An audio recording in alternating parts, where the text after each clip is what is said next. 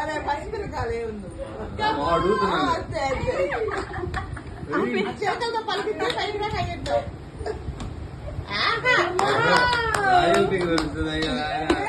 ఆద్య bus పైకి అనుకున్నాడు.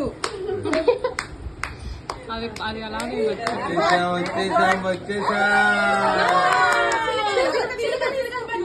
దాన్ని కింద కూర్చోబెట్టే కింద కూర్చోబెట్టేసి అది అప్పలు తీసుకో అప్పలు తీసుకో